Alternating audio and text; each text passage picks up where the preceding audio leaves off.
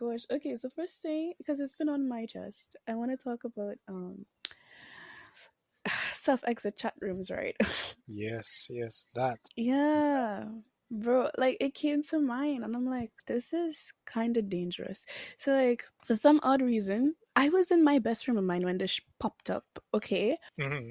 on my YouTube and I'm like, what is this? So I clicked it and this video basically took a deep dive down a rabbit hole, which is quite fitting for this podcast, right? And they were like, they basically said that how people need to be aware of self-exit chat rooms. They actually said the name, but I'm not trying to trigger anyone right now. And he said that how there are chat rooms online. I'm not gonna say where because I don't want people looking for them. Please don't look for them.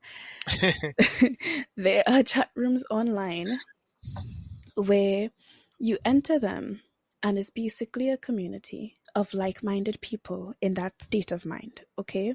Hmm. And they basically encourage other people to go ahead with self-exiting. Wow. And some of them even give you guides. Some of them tell you about which one causes less pain and which one causes the most pain. And they give you a whole rundown on how to do it correctly. I don't know why they would know that, because if they did, then they probably wouldn't be here. But, you know, it is what it is. And so I was shocked that I was able to sit down there and listen to this whole thing without being triggered, because it was like an hour long, right? Hmm. And he then went on to say that how there have been people who actually went through with it, and how it works is that once you're I guess there's no turning back once you reach that stage and you say, Hmm. okay, yeah, I want to truly go through with this. You message someone because you have to go to a particular person to do that, right? And then they ask you, okay, in what way do you want to self exit? And then you say, for example, you say, I want the least pain possible. And then I don't know how it works. I don't know what they do, but you Hmm. end up getting a package the next day at your place. And you're like, they give you instructions on what to do and how to use the items that were given to you. Hmm. And yeah, so they so they ship this stuff to your house and it's up to you to do it. That's kind of crazy. Yeah, it Now, was for weird. research purposes, where are these rooms located? Where can I find these? I'm just joking. But Nowhere.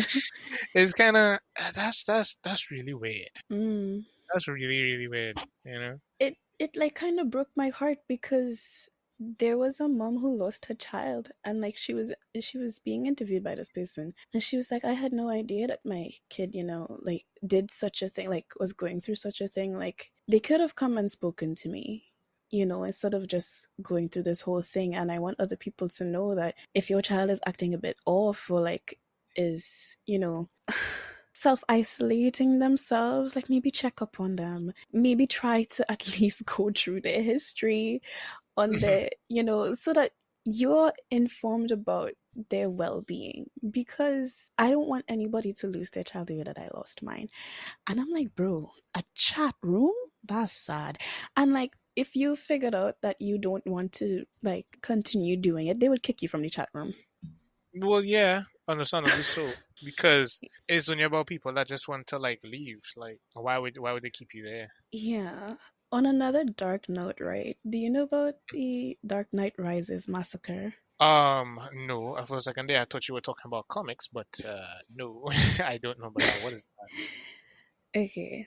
So, the Dark Night Rises massacre refers to the tragic shooting that occurred on July 20th, 2012 during a Hmm. midnight screening of the Batman film The Dark Knight Rises. Oh, okay, right. I remember this now. I remember it. I think I did hear about Yeah. this. Yeah.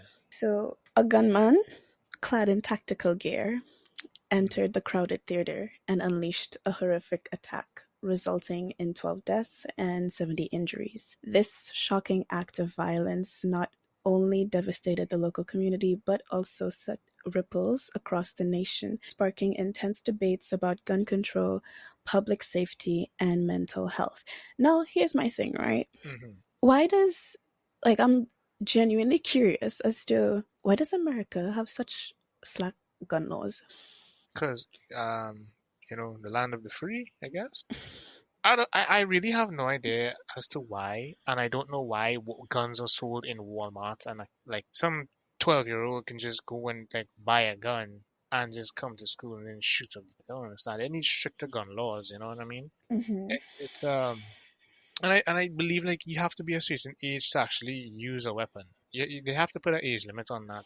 They have to, because the amount of school shootings they've had and just outlandish stuff happen is just Well, way too much, you well, know? I don't know, right? Because I remember watching shows and hearing some people say like, "Oh, it wasn't always like this. Like, you need to have a gun license in order to have a gun, but now it's just like free reign for everyone."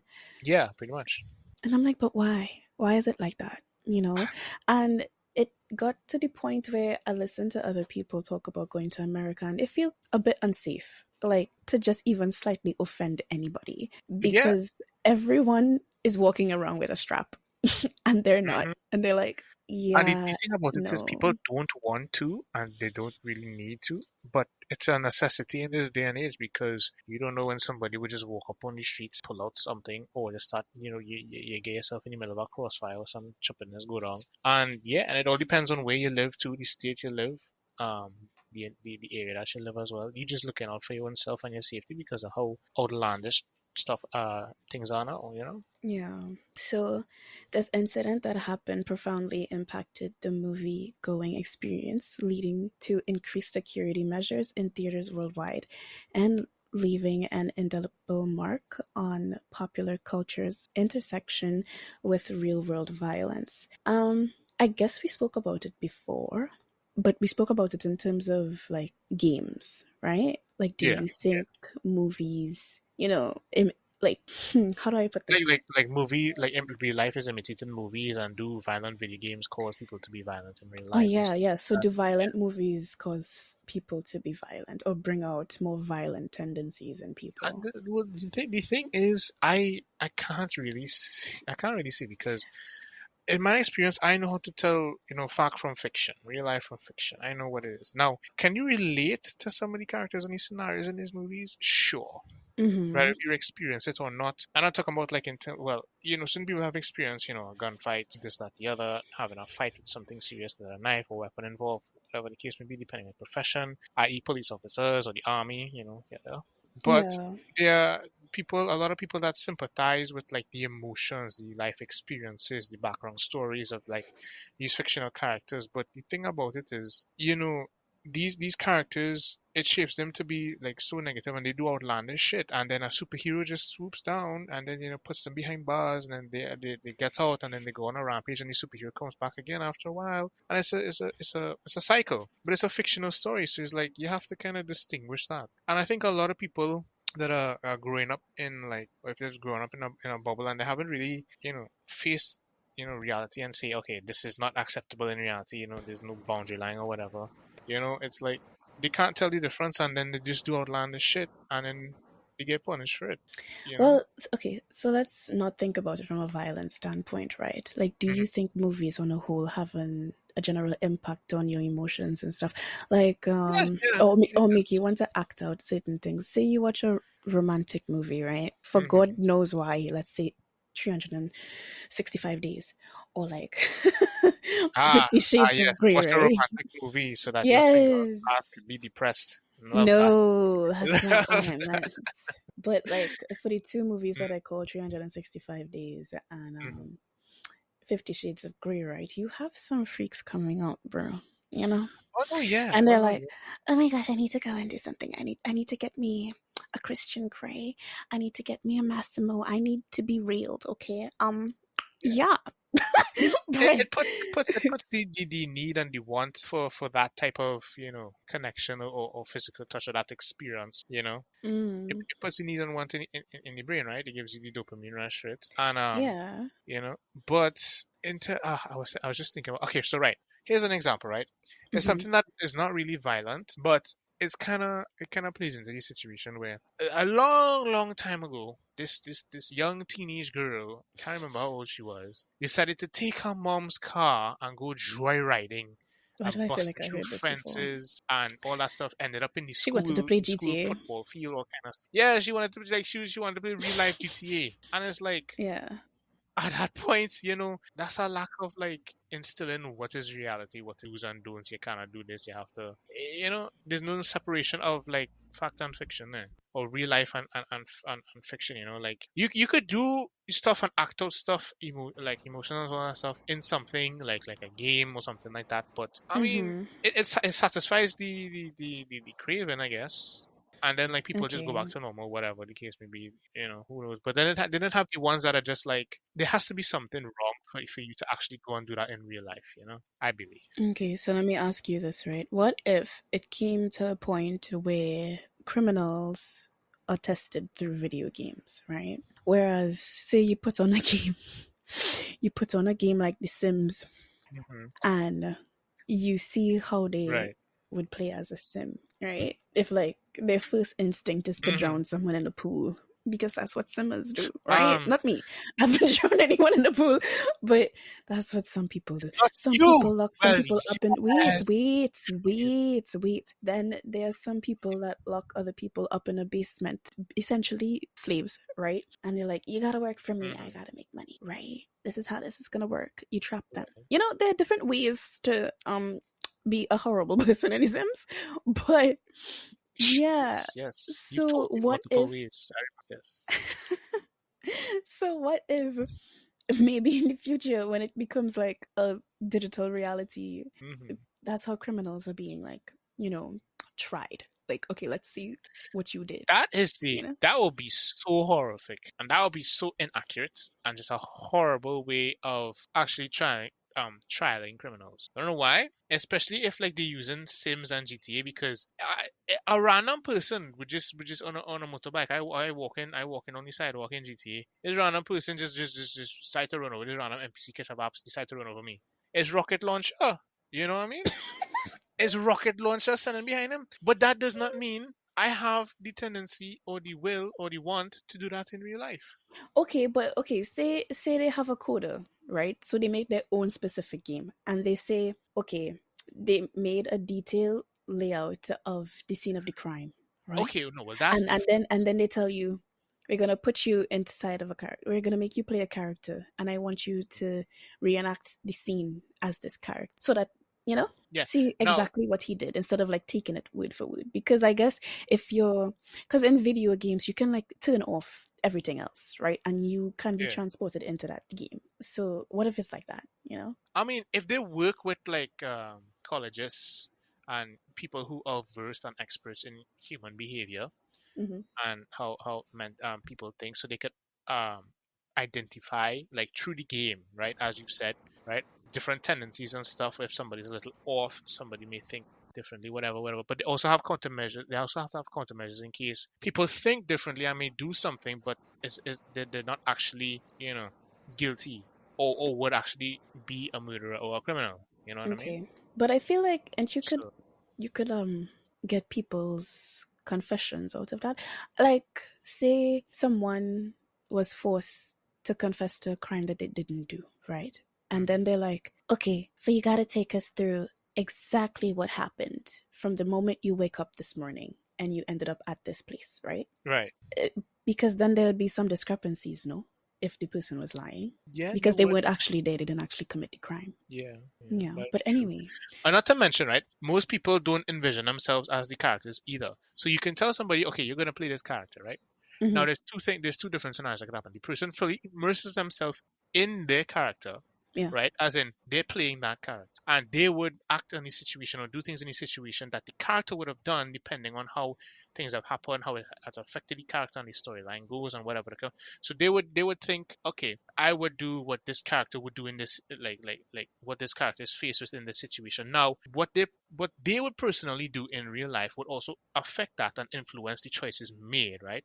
Mm-hmm. But there are also people that would put themselves, fully themselves, as the character too. So there's two variations. You would have somebody acting out exactly what they would do in that situation, Mm-hmm.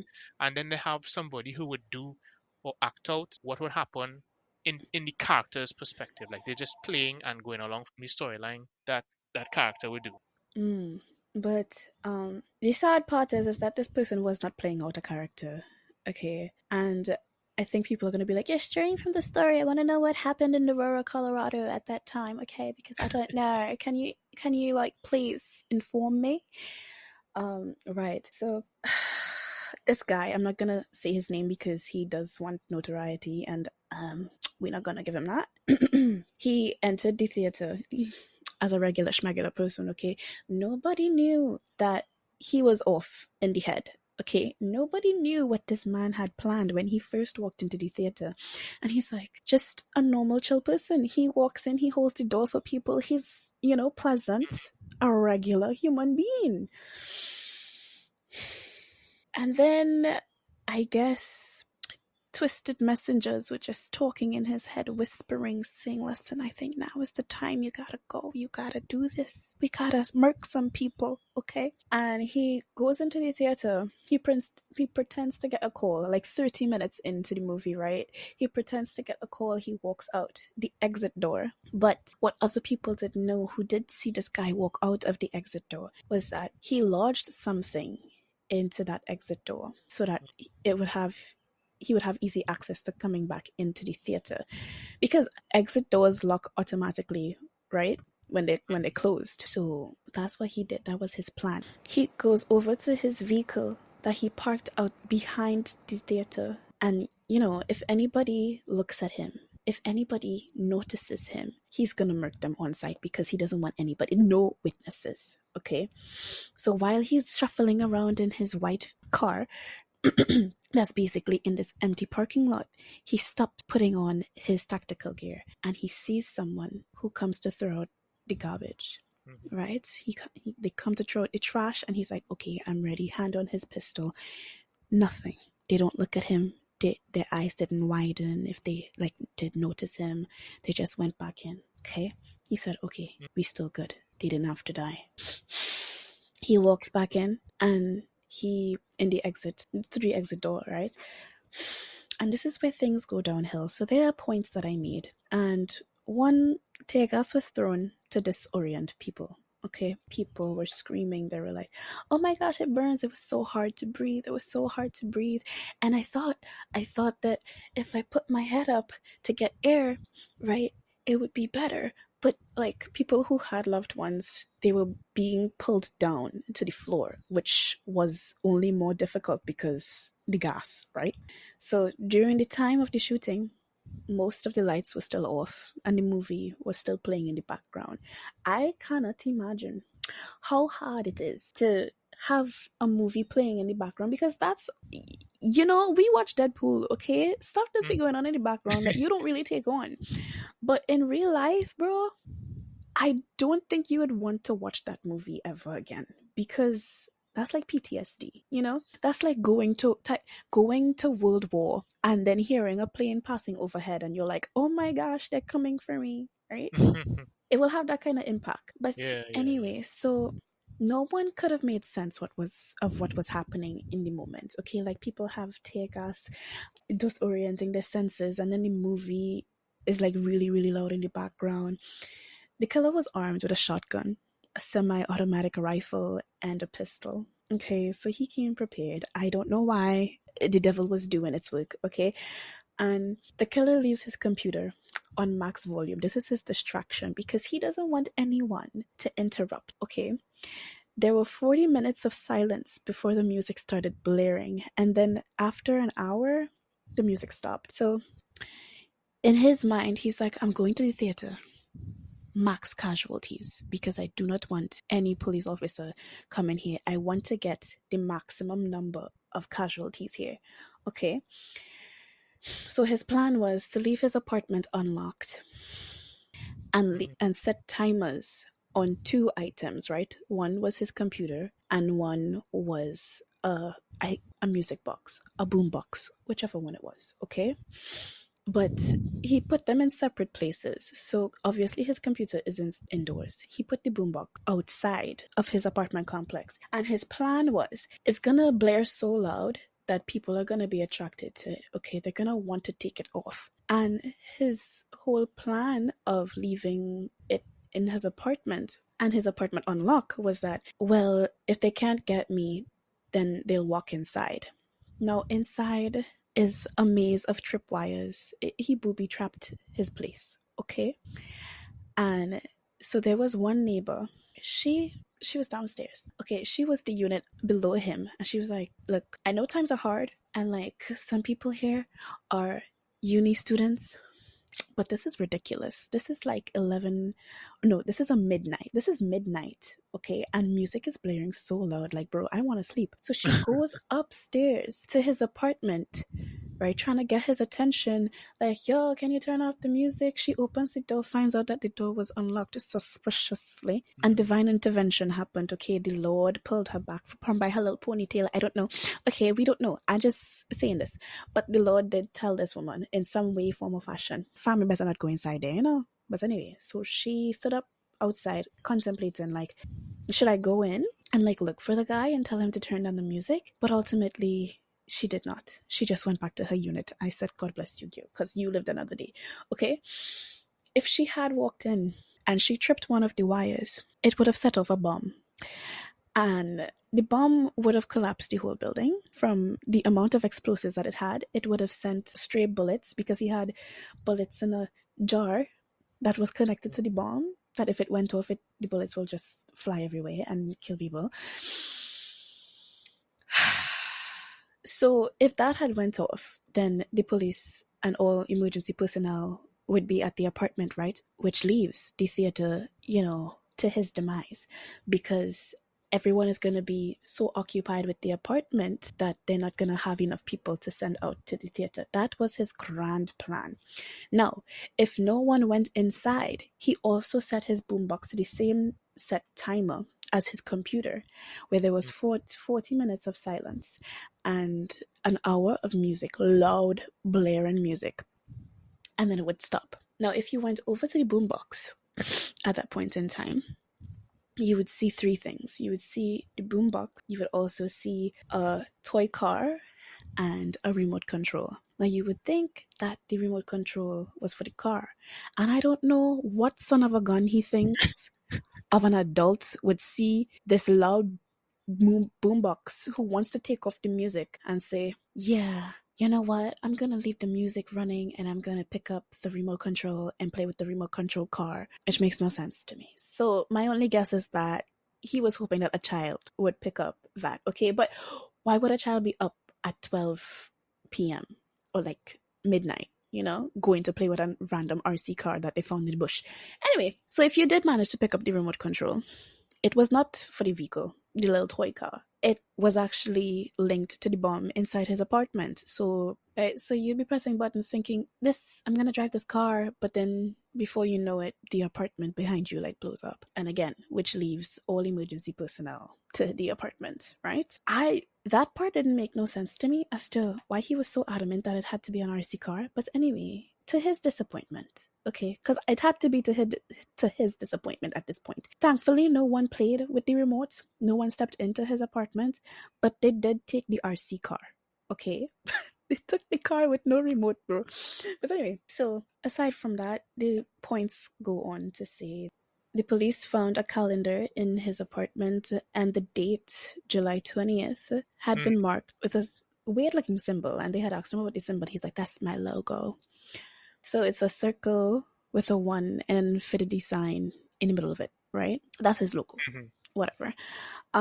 Also, the police noted that they found a notebook, and well, they didn't find anything. The guy legit told them, "Oh, by the way, so my apartment is rigged, and I sent a package to my this uni, right? This professor at this uni, which he knew fully well would not have gotten the package in time."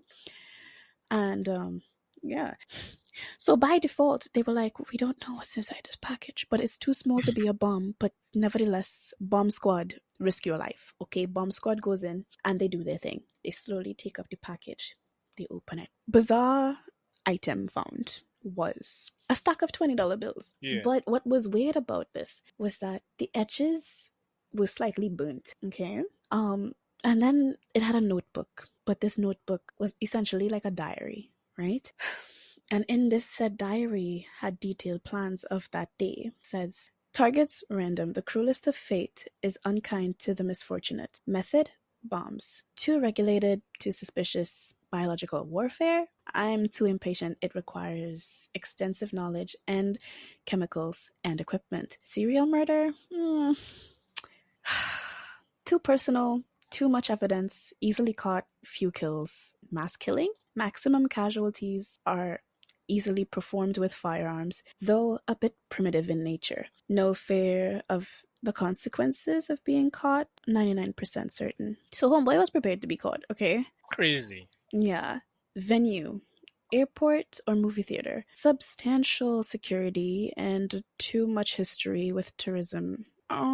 Terrorism isn't the message, so not the airport. And he's like, if I did that, then there'd be a message. And the message, there is no message. Movie theater then. Isolated, large. What better place to case than that of an insuspicious entertainment facility? And like, as going through this, and I'm Mm-hmm. like, I feel weird in terms of when we watched A Quiet Place. I was like, bro, this is like the worst place to ever be attacked because movie theaters are mad loud, right? Yeah, yeah, yeah, yeah.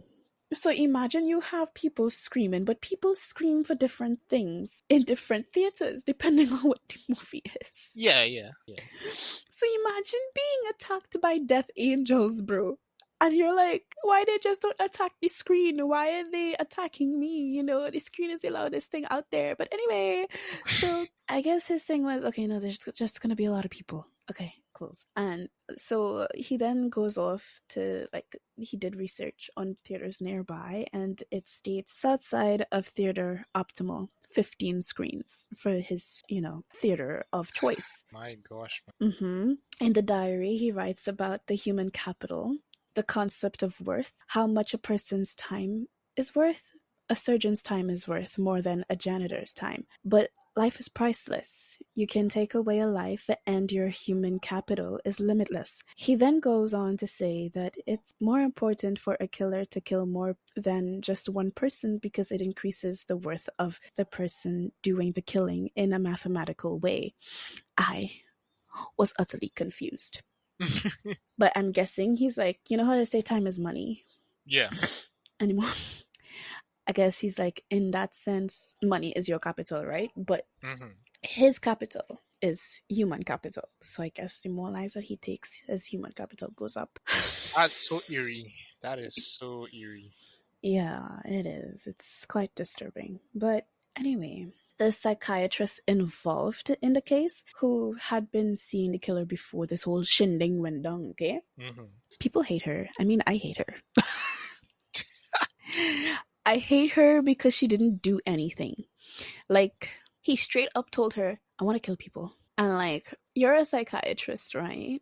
Mm-hmm. I think that would deem you to like put him in a mental institution, no? Because he's a danger to society. Yeah, he is just like you should go and do some yoga, Oh relax my down gosh. the mind. Especially when you ask him why and he's like, I'm not gonna tell you. Like, bro, that is cause for concern. Like, I Yeah, know psychiatrists have their oaths that they're not supposed to break. They're like priests, okay? yeah, they can't disclose Yeah. what happens behind closed doors with. But there are people who have been put into mental institutions for far less, okay? And I'm like, you as a psychiatrist was told your patient is gonna kill people. Like, he wants to kill people. That's a goal in his life. And you're not gonna do anything about it. You don't see anything mentally wrong with this person? No? Okay. So she received a lot of backlash. Okay, rightfully so, I guess. But Mm-hmm. when this whole thing was going down, she got docked, she got sent death threats, okay? I did. And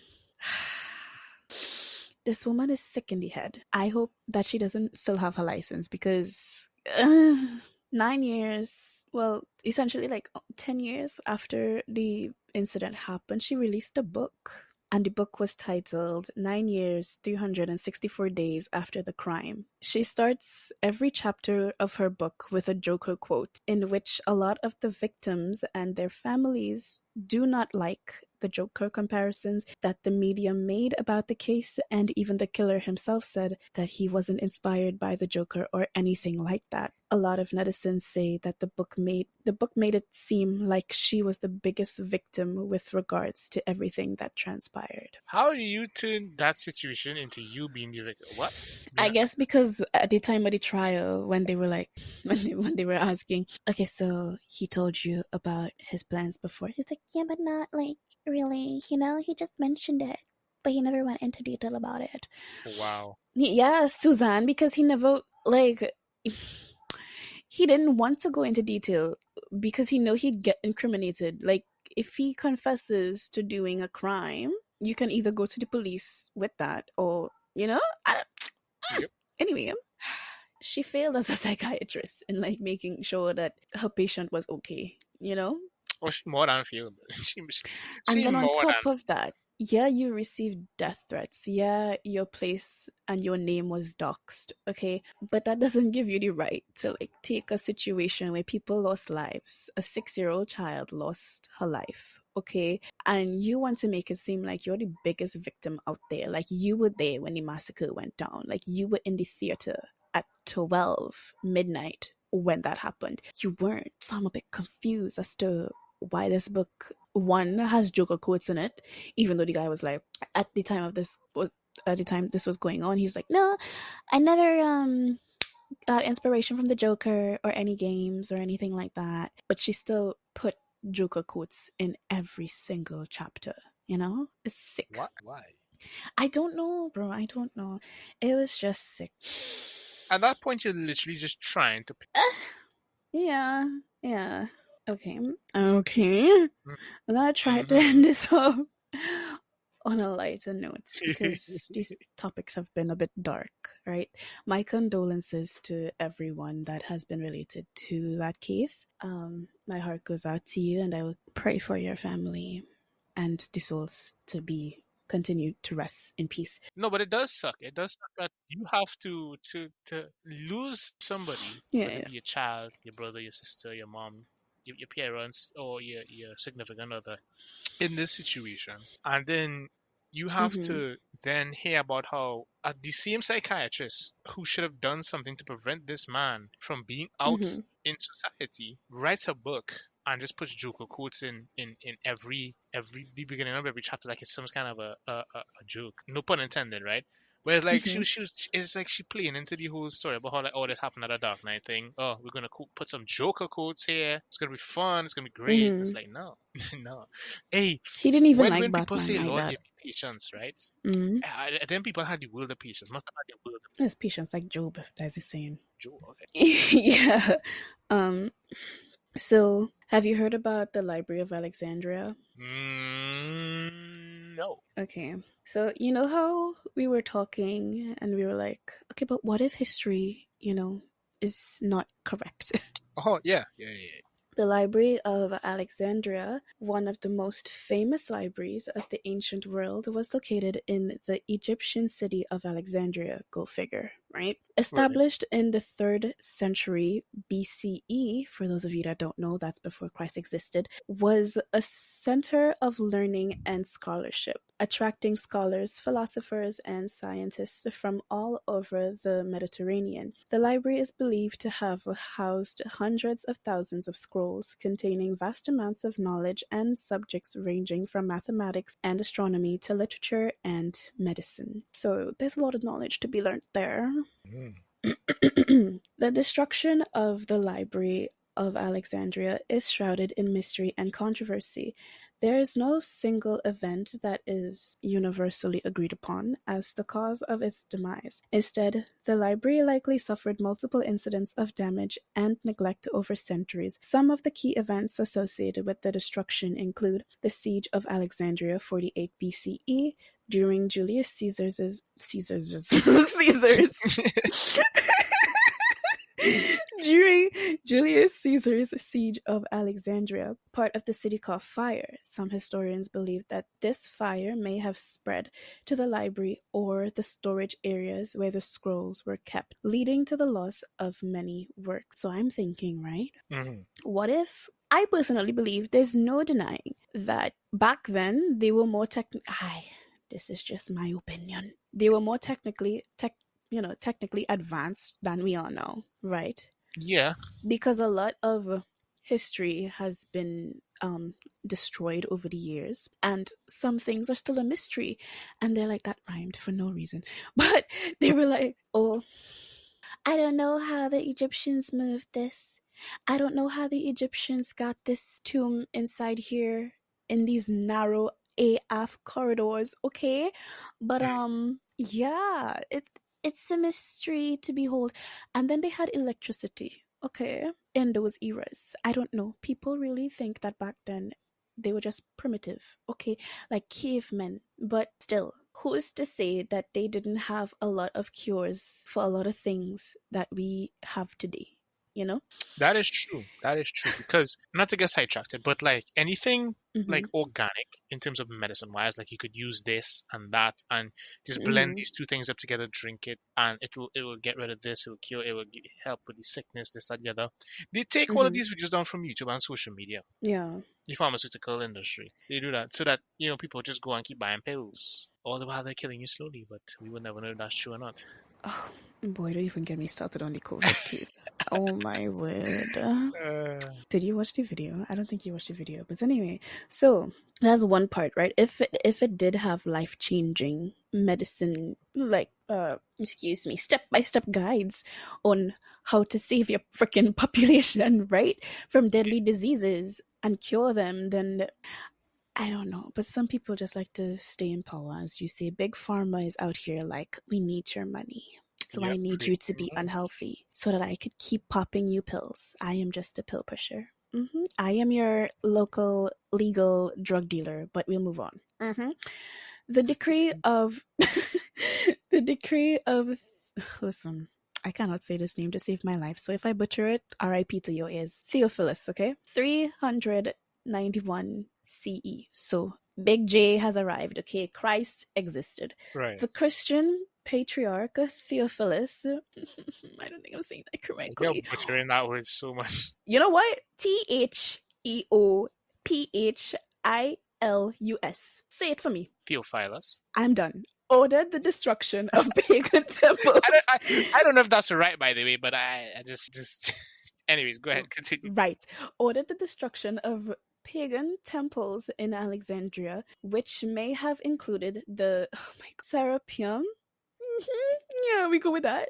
A Mm, temple that some believe housed part of the library's collection. So they're just out here destroying this library bit by bit. RIP to that library, okay?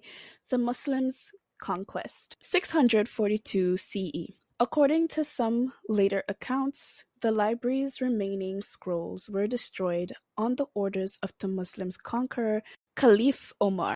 He sounds like he has a boss name. However, this story is disputed by modern historians. Again, who's to say that history is what history is, you know? mm. We don't know if it's correct. We don't know if it's all accurate. We don't know who actually wrote it, the person that lost or the person that won. And even so, are they biased, you know?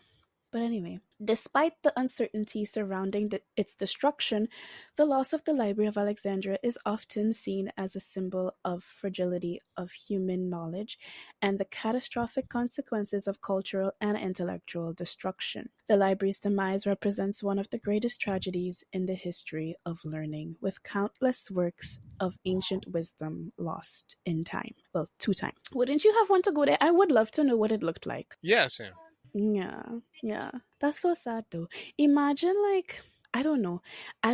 Maybe it would be different if you hear history from both sides, right? What the public wants you to know, as in the governments of the world, and what stories have been told through generations through surviving members of tribes and stuff, you know? Yeah. Because like the stories would be vastly different. So just hear like, one day it was peaceful. Everyone was, visiting friends, family. We were enjoying ourselves. And then we went to sleep. The next thing I knew, my wife, she was screaming bloody murder. And I ran out to get her because she was being dragged. She's being dragged by people that I don't know, that didn't speak our language. And the village was set afire. Every house was burnt. It was up in flames. And then I saw my brethren getting slayed. Like, you know how weird and different the story of slavery would be?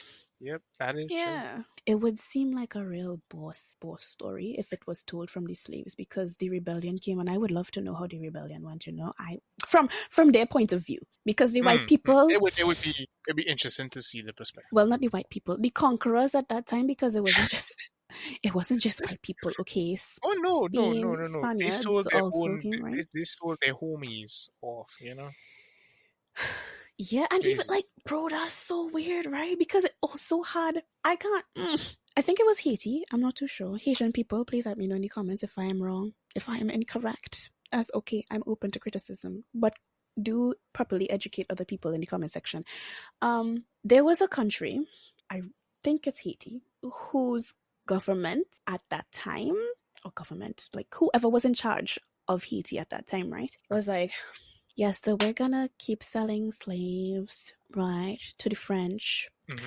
And this was their own kind. This was someone that they trusted and looked up to. And they're like, yo, why are you enslaving your own people? Like, because we need money. What do you mean?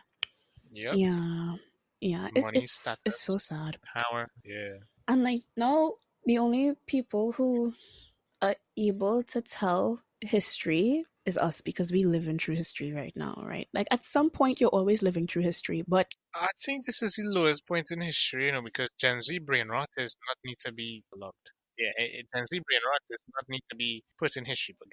I cannot fathom 87-year-olds in their recliner, in their rocking chair, sipping on their best prime, I guess.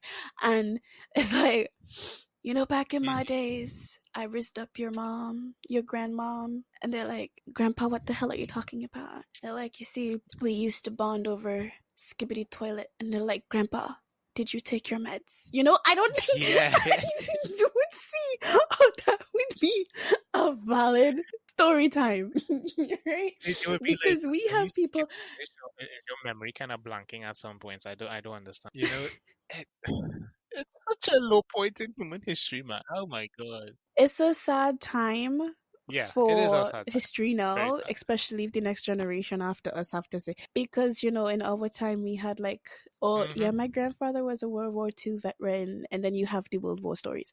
But it is what it is. That's all the time we have for today for Mad Hatter's podcast. If you enjoyed, be sure to like and subscribe. Comment down below your thoughts. Have a discussion in the comments, okay? If there was anything incorrect, please let me know in the comments. If you're listening to this on Spotify, give us 5 stars. We have a Discord. I'm not sure when I would make the Discord open, but we have a Discord. If you're interested, let me know. Okay.